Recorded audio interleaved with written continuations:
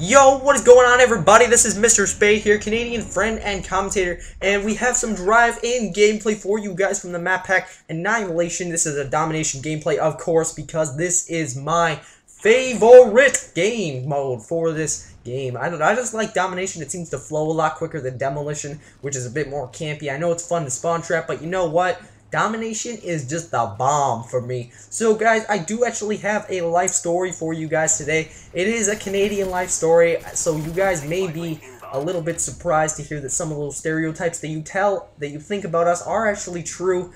So let me get right into this, shall we? About a year ago, my friends and I, we were sitting in our igloo, because I do live in an igloo, guys, and I do have antifreeze, lots and lots of antifreeze, which is why I'm able to make these commentaries and use the electronics and Xbox and stuff. I do live in an igloo, and I have a lot of antifreeze. We have to have a lot of antifreeze in the shed. I think we have about 500 liters of antifreeze in the back of the shed, and actually, I do, in fact, have a sculpture that lives near me because, you know, it can get a little warm this time of year in this area. It gets to about -10 degrees Celsius, which is pretty damn warm for Canada right now. And we have to have a sculpture near us because he has to keep repairing our igloo over and over again. And it does get a little bit tedious, but you know what? This is the warmest part of Canada, so I have to live with that fact. So it's not that it's a shame that we have to keep paying him to repair our igloo, but you know what?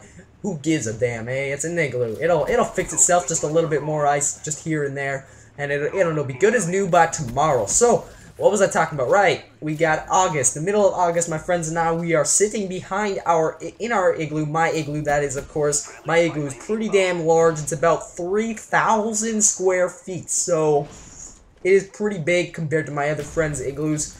So we were hanging out in my igloo, and we decided, you know what? We gotta do some survival stuff because, as you know, Canada, it does need to survive for as long as possible, and it is pretty damn cold up here, and we don't have a lot of modern technology. I was lucky to get hands on this computer so I could do some uploading on YouTube and all that good stuff, but we don't have a lot of technology, so we do have to survive. There aren't any grocery stores around here or any of that fancy stuff that you guys have in America. So we have to do it the old-fashioned way and get our spears and arrows and bows and get that shit and get our stuff and go hunting in the park for some caribou, some mountain lions, some beavers, because there are only those type of animals mainly that we hunt. Those are pretty much the only animals in the Great White North, just because it's pretty cold up here and most animals, they need a pretty thick skin and fur to survive out here. So we don't have a ton of animals, so we have to hunt just those animals, and it gets pretty tough sometimes because we have to find enough food, and we have to find skins, and we have to find all that stuff to survive that you guys have handed to you on a silver platter. You Americans have it so easy. That's why you guys are the fattest country in the world, and also you waste the most energy in the world. We are pretty energy efficient, Canada. We like to save the environment and be nature friendly. So based on that, we don't end up actually using any guns that we get from the fat Americans down in the south with the southern drawl. We don't end up getting guns from them because guns are actually illegal in Canada because the Mountie police, those are the people, you know, with the funny hats and the red jackets, and they ride on little horses going brum, brum, brum, brum. They just ride around the country doing their duty, civil duty towards the Canadian people. They have outlawed guns because they said it is against the nature laws. But you know what? My friends and I, we were tired of doing all this hunting all the time with our spears and bows and arrows. So what we ended up doing was we ended up having someone go to America. We ended up looking at the black market of Canada and taking some guns, some N14s, some N1911s, some ASP pistols, some Makarovs, Pythons, you know. That's the only stuff we can afford is just the cheap little pistols. And I don't even know if those are real guns, but you know what? Those are the ones in Black Ops, so those are the examples I'm going to use. So we ended up getting some pistols, and we started going hunting around with pistols and some regular old-fashioned rifles. Like we had some, I don't know, some World War II rifles, some World War I rifles. I'm not a big gun nut. I don't really know the names. Not really any need to know the names in Canada because, well, as I said, there are no guns allowed in Canada. So I didn't know the names of these guns, and we ended up going out with the guns. But what we didn't know is that there was a Canadian Mountie police office sort of station area. You know, a corral with a put the horses in. They had one of them in the park that we were going and hunting in.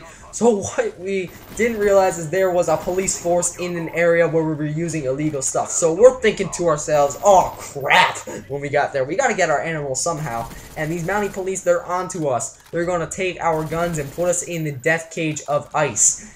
And that is a bad spot to be, eh? Like, you know that's a boot. You gotta count from A to Z all day long, and that's pretty much all you have to do is do the alphabet all day. You gotta be kidding me. So, what ended up happening was the mounted police did end up finding our guns, and we did spend some time in the ice cage of doom, and it was one of the most traumatic incidents I've ever had in Canada. That's personally, I would give you some advice if you fat Americans ever come up to Canada, is do not bring your pistols with you, or your machine guns, shotguns, all that stuff. Do not bring that with you, because that will get you into more trouble than if you actually didn't have your gun and you got attacked. Trust me, it is bad. You don't want to be in the ice cage of doom, and we don't hesitate to put them Americans in. We are nice people, we are polite to everybody, but we will not hesitate to punish you if you need to be punished. So guys, basically, that's my Canadian stereotype story for you guys. I hope you enjoyed all those fake lies about Canadians. Also, I forgot to add that we like hockey and watch it all the time and skate around. And that's how we get to school, by the way, is we skate around on ice, and that's how we get to school. No, I'm just kidding. If you guys like this video, thumb it up. And aside from that, Canadian out. See you later.